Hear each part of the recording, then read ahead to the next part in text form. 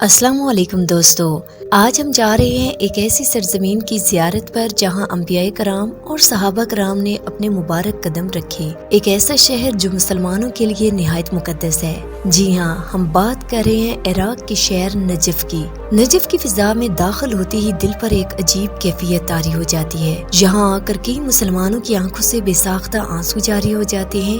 یہ وہی شہر ہے جہاں مولا علی علیہ السلام کو شہید کیا گیا، جہاں ان کا گھر واقع تھا اور جہاں ان کے جسد مبارک کو ایک ویران مقام پر دفن کیا گیا۔ یہاں دنیا کا سب سے بڑا قبرستان بھی واقع ہے اور ایسی کئی زیارتیں موجود ہیں جو شاید آپ نے پہلے کبھی نہ دیکھی ہوں۔ تو آئیے ہمارے ساتھ نجف کے اس روحانی اور تاریخی سفر پر روانہ ہوں۔ نجف کا سرکاری نام النجف الاشرف ہے۔ اس کی آبادی تقریباً 14 لاکھ ہے اور یہ عراق کا 5واں بڑا شہر شمار ہوتا ہے۔ نجف عراق کے جنوب وسطی علاقے میں واقع ہے اور مذہبی اور تاریخی لحاظ سے ایک عظیم مقام رکھتا ہے۔ یہ شہر بالخصوص شیعہ مسلمانوں کے لیے انتہائی مقدس سمجھا جاتا ہے کیونکہ یہاں امام علی علیہ السلام کا روضہ مبارک واقع ہے۔ اسی باعث نجف کو شیعہ مسلک کے ماننے والوں نے زیارت کا مرکز بنا دیا ہے۔ نجف کی ایک نمایاں خصوصیت اس کا علمی اور دینی مقام ہے۔ دنیا بھر سے علماء اور دینی طلباء یہاں تعلیم حاصل کرنے آتے ہیں۔ یہاں کی مشہور دینی درسگاہ حوزہ علمیہ صدیوں پر محیط تاریخ رکھتی ہے۔ نجف کی 95% آبادی شیعہ مسلک سے تعلق رکھتی ہے، لیکن یہاں سنی مسلمان اور عیسائی اقلیتیں بھی موجود ہیں۔ عراق میں تقریباً 10,000 پاکستانی مقیم ہیں، جن میں سے اکثر تعلیم یا کاروبار کے لیے آئے ہوئے ہیں۔ زیادہ تر پاکستانی بغداد، کربلا، اربیل اور نجف میں مقیم ہیں۔ عراق کی کرنسی عراقی دینار ہے جو نسبتاً کمزور کرنسی ہے۔ ایک پاکستانی روپے کے بدلے میں آپ کو تقریباً 5 عراقی دینار ملتے ہیں۔ نجف کا ذکر اسلامی تاریخ کے صفحات میں ایک ایسے ورق کے طور پر ملتا ہے جسے اکثر صرف شیعہ مسلمانوں کا شہر سمجھا جاتا ہے، حالانکہ یہ شہر ہر مسلمان کے لیے احترام اور اہمیت کا حامل ہے۔ یہاں کی مساجد اور زیارتیں اسلامی تاریخ سے گہرا تعلق رکھتی ہیں۔ نجف ہر سال لاکھوں زائرین کو اپنی جانب متوجہ کرتا ہے۔ پاکستان سے نجف کی پروازیں بھی دستیاب ہیں اور ٹکٹ کی قیمت تقریباً 1,90,000 روپے تک ہوتی ہے۔ یہ ہے نجف انٹرنیشنل ایئرپورٹ جو شہر کے قریب ہی واقع ہے اور یہاں کی معیشت کا بڑا انحصار ان زائرین کی آمد پر۔ نجف بغداد سے 160 کلومیٹر کے فاصلے پر واقع ہے۔ اس کے بالکل ساتھ واقع ہے کوفہ شہر جو تاریخی لحاظ سے زیادہ قدیم ہے۔ ان دونوں شہروں کے درمیان فاصلہ صرف 5 کلومیٹر ہے اور آج یہ دونوں شہر عملی طور پر ایک ہی بن چکے ہیں۔ روایتوں کے مطابق ایک وقت میں دریائے فرات اس علاقے سے گزرا کرتا تھا، بعد ازاں پانی کا رخ بدل گیا تو آبادی میں شدید کمی آ گئی، یہاں تک کہ صرف 30 افراد باقی رہ گئے۔ لیکن پھر سلطنت عثمانیہ نے یہاں کی ترقی میں اہم کردار ادا کیا اور نجف ایک بار پھر ایک اہم اور مقدس مقام کے طور پر ابھرا۔ اب ہم نجف سے کوفہ کے تاریخی اور روحانی سفر پر روانہ ہو رہے ہیں۔ کوفہ جسے اسلامی تاریخ میں باغیوں کا شہر بھی کہا جاتا ہے، نجف سے صرف 5 کلومیٹر کے فاصلے پر واقع ہے، مگر اس مختصر فاصلے میں صدیوں کی تاریخ اور ان گنت جذبات پوشیدہ ہیں۔ کوفہ پہنچ کر سب سے پہلے زائرین مسجد کوفہ کا رخ کرتے ہیں۔ یہاں آپ کو چھوٹے بازار ملیں گے اور ٹیکسی یا بس اکثر آپ کو مسجد سے تھوڑے فاصلے پر اتارتی ہے۔ بازار سے گزرتے ہوئے آپ حضرت مسلم بن عقیل گیٹ پر پہنچتے ہیں اور جیسے ہی مسجد کوفہ میں داخل ہوتے ہیں دل آنکھوں کے ذریعے اپنی کیفیت بیان کرنے لگتا ہے۔ یہ وہی مسجد ہے جہاں داماد رسول صلی اللہ علیہ وآلہ وسلم شیر خدا حضرت علی علیہ السلام کو 19 رمضان المبارک 40 ہجری کو فجر کی نماز کے دوران سجدے میں شہید کر دیا گیا تھا۔ ضرب لگانے والا شخص عبد الرحمن بن ملجم نامی ایک خارجی تھا جس نے زہر آلود تلوار سے آپ پر حملہ کیا۔ آپ 2 دن شدید زخمی حالت میں رہے اور 21 رمضان کو اپنے گھر میں حالت وفات کو پہنچے۔ یہ مقام صرف تاریخ کا ورق نہیں بلکہ صبر، عدل اور قربانی کی عظیم نشانی ہے۔ یہ مسجد ایک وسیع صحن پر مشتمل ہے اور اسے وہی جگہ مانا جاتا ہے جہاں حضرت آدم علیہ السلام نے عبادت کی۔ اسے باقاعدہ مسجد کی شکل حضرت عمر بن خطاب رضی اللہ تعالی عنہ کے دور میں دی گئی اور حضرت سعد بن ابی وقاص کی نگرانی میں 639 عیسوی میں تعمیر کیا گیا۔ شروع میں یہ مقام فوجی چھاؤنی کے طور پر استعمال ہوتا تھا کیونکہ کوفہ اسلامی فتوحات کے لیے مرکزی مقام تھا۔ بعد ازاں یہ مسجد ایک عظیم دینی مرکز بن گئی۔ اسی مسجد میں ایک کنواں بھی موجود ہے جس کے بارے میں کہا جاتا ہے کہ طوفان نوح کا آغاز اور اختتام اسی کنویں سے ہوا۔ یہی حضرت نوح علیہ السلام نے اپنی کشتی بھی تیار کی تھی، جہاں حضرت مسلم بن عقیل رضی اللہ تعالیٰ عنہ کا روضہ مبارک بھی موجود ہے۔ آپ امام حسین علیہ السلام کے چچا زاد بھائی اور نمائندہ تھے، جنہیں واقع کربلا سے قبل کوفہ بھیجا گیا۔ آپ نے ہانی بن عروہ کے گھر میں قیام کیا، لیکن کوفہ کے گورنر نے آپ کو گرفتار کر کے بے دردی سے شہید کر دیا۔ ان دونوں بزرگ ہستیوں کی قبریں مسجد ہی میں موجود ہیں۔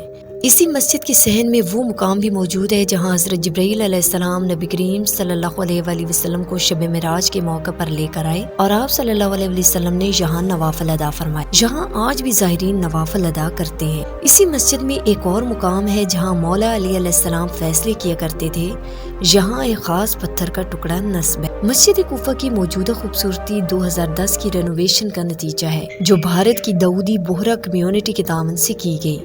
اس کے اندر استعمال ہونے والا سفید پتھر بھی بھارت سے لایا گیا تھا۔ یہاں المختار سقفی کی قبر بھی موجود ہے، جنہوں نے واقع کربلا کے بعد امام حسین علیہ السلام کے قاتلوں سے انتقام لیا۔ جب آپ مسجد کے باب المراد دروازے سے باہر نکلیں گے تو آپ کو سامنے مولا علی علیہ السلام کا گھر دکھائی دے گا۔ یہ وہی گھر ہے جہاں آپ نے سادہ اور پرہیزگار زندگی گزاری۔ یہاں امام حسن اور امام حسین علیہ السلام کا کمرہ، غسل کی جگہ اور وہ گوشہ موجود ہے جہاں سے خلیفہ وقت نے دنیا کو خیر بات کہا۔ یہ سب کچھ دیکھ کر انسان سوچنے پر مجبور ہو جاتا ہے کہ حضرت علی علیہ السلام جیسی عظیم شخصیت نے ایک چھوٹے سے گھر میں دنیاوی شان و شوکت کے بغیر زندگی بسر کی، جبکہ بعد کے حکمرانوں نے محلات اور عیش و عشرت کو اپنایا۔ دوستوں، اب ہم چلتے ہیں کوفہ سے تھوڑی دور موجود مسجد الصحالہ کی جانب، جو مسجد کوفہ سے صرف 10 منٹ کی ڈرائیو پر واقع ہے۔ شیعہ عقیدے کے مطابق یہ مسجد امام مہدی علیہ السلام کی ظہور کے بعد قیام گاہ بنے گی، اور باقی بات اللہ بہتر جانتا ہے۔ آخر میں ہم واپس آتے ہیں نجف کی طرف، جہاں مولا علی علیہ السلام کا روضہ مبارک واقع ہے۔ آپ کی شہادت کوفہ میں ہوئی لیکن تدفین نجف میں ہوئی۔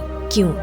وجہ یہ تھی کہ آپ نے خود وصیت کی تھی کہ نجف میں دفن کیا جائے تاکہ آپ کی قبر دشمنوں سے محفوظ رہے، اور یہ جگہ اس وقت ایک ویران اور پرسکون مقام تھا۔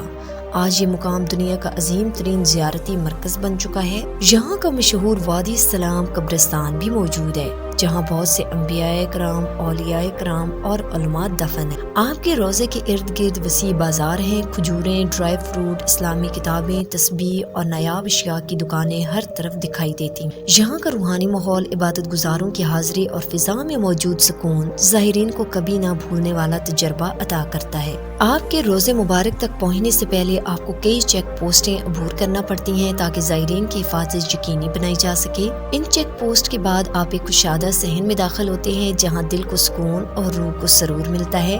یہاں مختلف دروازے بنائے گئے ہیں اور ہر دروازے کے باہر بازار قائم ہے۔ زائرین کی سہولت کے لیے فری گاڑیاں بھی چلائی گئی ہیں جو انہیں داخلی دروازے تک لے جاتی ہیں۔ دوستوں، روضے کے اندر ایک عظیم مسجد بھی تعمیر کی گئی ہے جو بیشک وقت لاکھوں افراد کو نماز کی ادائیگی کی سہولت دیتی ہے۔ اس کا گنبد خالص سونے سے مزین ہے جو دور سے دیکھنے پر ایک روحانی کشش رکھتا ہے۔ صحن کے اندر ایک اور دروازہ موجود ہے جو آپ کو روضے مبارک کی جالیوں تک لے جاتا ہے۔ ان جالیوں کو زری کہا جاتا ہے۔ یہ وہ مقام ہے جہاں زائرین عقیدت و احترام سے کھڑے ہو کر سلام پیش کرتے ہیں، دعائیں مانگتے ہیں اور دل کا سکون پاتے ہیں۔ دوستوں، کیا آپ جانتے ہیں کہ ہارون الرشید کے دور میں اس روضے کا پتہ چلا؟ روایت ہے کہ جب وہ اس علاقے میں شکار کے لیے آئے تو ان کے شکاری کتے ایک خاص مقام پر جا کر رک گئے۔ تحقیق کرنے پر معلوم ہوا کہ یہ وہ جگہ ہے جہاں حضرت علی علیہ السلام کی قبر مبارک واقع ہے۔ بعد میں یہاں عظیم الشان روضہ تعمیر کیا گیا جسے سونے کے پانی سے مزین کیا گیا۔ یہاں شہر بھر سے جنازے بھی لائے جاتے ہیں تاکہ مولا کے قدموں میں دفن ہو۔ چلیں اب آپ کو لے کر چلتے ہیں دنیا کے سب سے بڑے قبرستان وادی السلام کی طرف، جس کا مطلب ہے امن کی وادی۔ یہ قبرستان حضرت علی علیہ السلام کے روضے سے متصل ہے۔ اس کا کل رقبہ 6 مربع کلومیٹر ہے اور یہاں تقریباً 60 لاکھ سے زائد قبریں موجود ہیں۔ کہا جاتا ہے کہ 1400 سال سے یہاں تدفین جاری ہے۔ 2004 کی عراق جنگ کے دوران روزانہ 200 سے زائد افراد کو یہاں دفن کیا جاتا تھا۔ یہ مقام شیعہ مسلک کے لیے وہی حیثیت رکھتا ہے جیسے اہل سنت کے لیے جنت البقیع۔ ایران سمیت دیگر ممالک سے بھی لوگ یہاں دفن ہونے کے لیے آتے ہیں تاکہ وہ مولا کے قرب میں دفن ہوں۔ اب آتے ہیں اربعین واک کی طرف، ایک ایسا جذبہ، ایک ایسا سفر جو عقیدت، وفا اور قربانی کی عملی تصویر ہے۔ یہ واک ہر سال یکم سفر کو شروع ہوتی ہے جو نجف سے کربلا تک تقریباً 80 کلومیٹر کا فاصلہ ہے۔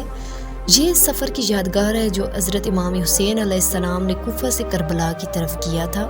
پورے راستے میں 1452 پول لگائے گئے ہیں، پہلا پول نجف میں اور آخری پول روضہ امام حسین علیہ السلام کے سامنے۔ اس سفر کو لاکھوں زائرین پیدل طے کرتے ہیں۔ راستے میں بے شمار موقف لگائے گئے ہیں جہاں بالکل مفت کھانا، پانی، رہائش، طبی امداد اور آرام کی سہولیات موجود ہیں۔ دوستوں، اگر آپ نجف جائیں تو گریٹ نجف بازار کا وزٹ ضرور کریں، جہاں آپ کو عراقی ثقافت کو بہت قریب سے دیکھنے کا موقع ملے گا۔ البتہ یہ شہر زیادہ ڈیولپ نہیں ہو سکا کیونکہ سالوں کی جنگوں نے اس سے بہت نقصان پہنچایا ہے، لیکن حیرت کی بات یہ ہے کہ عراق دنیا کا تیسرا سب سے بڑا تیل پیدا کرنے والا ملک ہے، مگر ترقی سے محروم ہے، شاید عالمی سیاست اور اندرونی کمزوریوں کے سبب۔ دوستوں، یہ تھی ہماری آج کی انفارمیٹیو اور روحانی ویڈیو۔ کیا آپ نے کبھی نجف، کوفہ یا کربلا کا سفر کیا ہے؟ اپنا تجربہ کامنٹ میں ضرور شیئر کریں۔ اگر ویڈیو پسند آئی ہو تو چینل کو سبسکرائب کرنا مت بھولیے گا۔ اگلی ویڈیو تک کے لیے اللہ حافظ۔